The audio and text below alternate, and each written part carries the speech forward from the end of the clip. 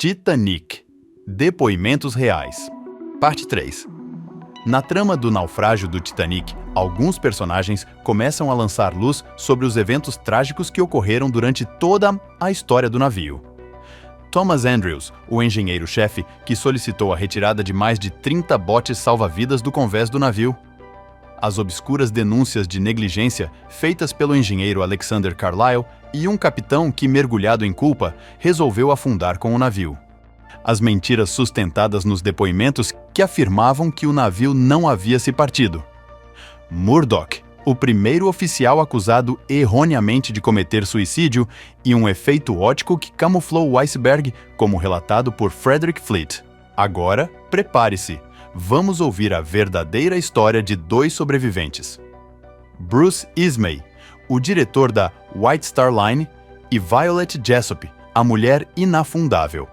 Mas antes, nos ajude a continuar produzindo nossos vídeos. Basta você se inscrever no canal, curtir nossas produções e compartilhar com seus amigos. A gente agradece. Sou Bruce Ismay. Fui diretor da White Star Line, construtora dos maiores transatlânticos do mundo. Construímos os navios mais luxuosos, algo jamais visto na história. Claro que meu objetivo era criar embarcações de alto padrão visando a classe alta e a aristocracia europeia. No entanto, o Titanic também oferecia as melhores acomodações de segunda e terceira classe.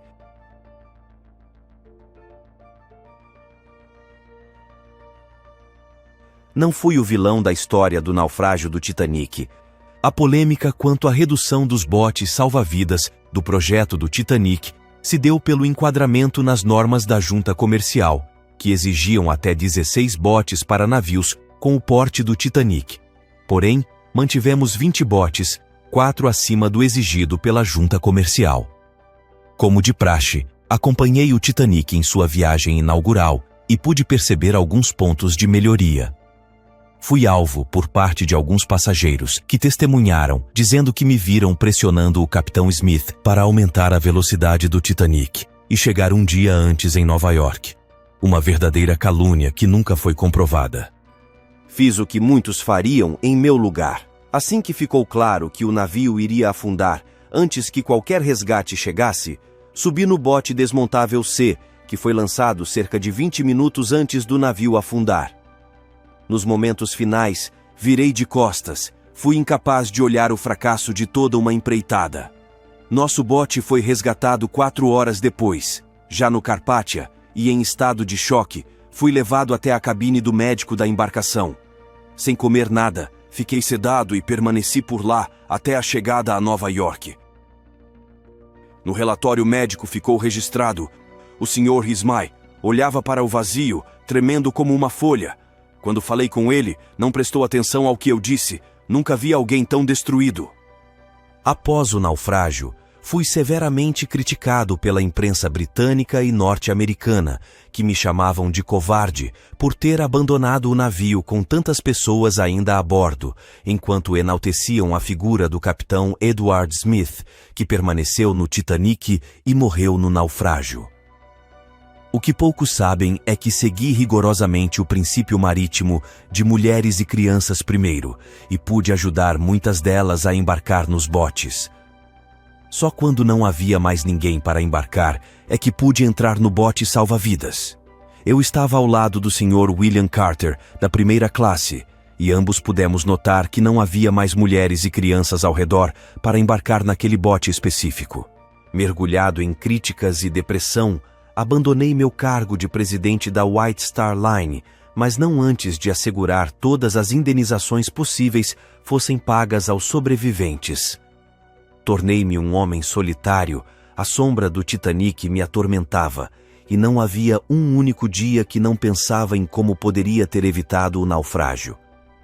No Natal de 1936, um de meus netos me perguntou se eu já estive envolvido em um acidente marítimo.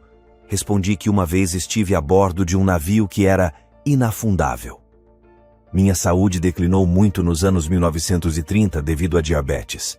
Em 1936, a doença levou-me à amputação da perna direita. Na manhã de 14 de outubro de 1937, Sofri um AVC que me deixou inconsciente, cego e mudo. Morri 3 dias depois, em 17 de outubro de 1937, aos 74 anos de idade. Só assim pude descansar em paz. Bruce Ismay afirmou até em seus últimos dias que o Titanic não havia se partido. Para muitos, essa insistência era uma forma de manter a imagem imponente da qualidade das embarcações construídas pela White Star Line. A verdade é que testes recentes confirmaram que o Titanic não tinha falhas estruturais, muito pelo contrário. O Titanic superou todas as expectativas de resistência e agilidade, permanecendo à tona por mais de 2 horas após a colisão. Bruce Ismay realmente lutou para que todas as famílias das vítimas do naufrágio fossem indenizadas. A sua sobrevivência teve um nobre propósito. Agora, vamos conhecer uma pessoa que se tornou sinônimo de sobrevivência em naufrágios famosos. Mas antes, você já deixou o seu like?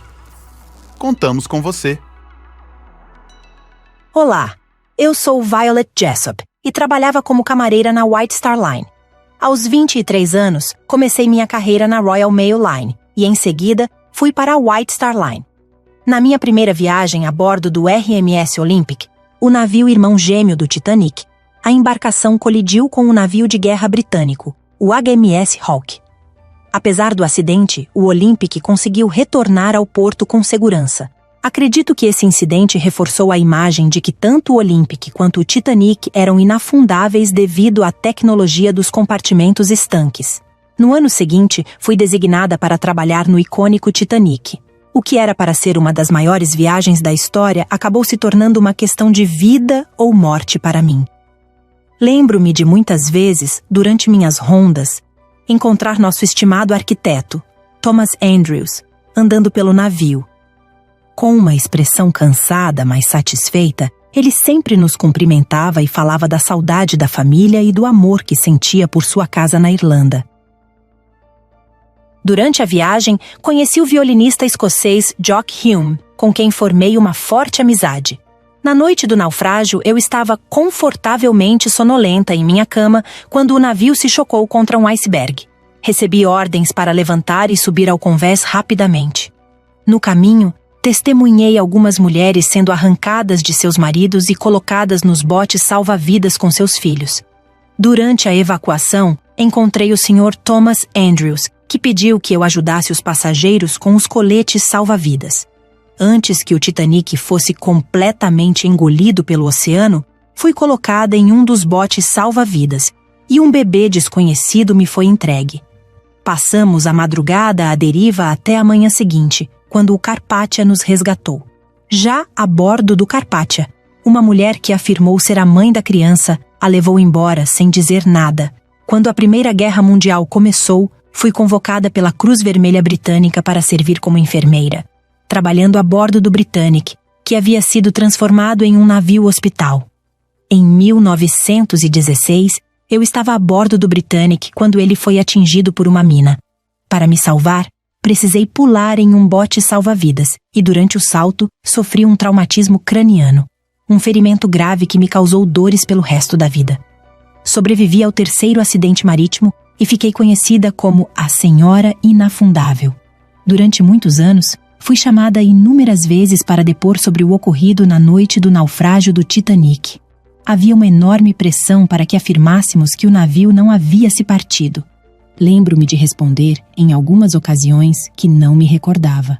Aos 60 anos de idade, consegui me aposentar e faleci no conforto do meu lar com 84 anos de idade. Violet é realmente uma mulher de coragem. 3 naufrágios e um traumatismo craniano não é para qualquer um. E você? Teria essa coragem toda de embarcar em outro navio se tivesse sobrevivido ao naufrágio do Titanic? Conte aí que queremos saber. Bom, meus amigos, mais uma vez, muito obrigado por acompanharem o canal Brugger Filmes. Aquele like caprichado faz toda a diferença e contamos com a sua ajuda. Um forte abraço e nos vemos nas próximas produções. Até mais!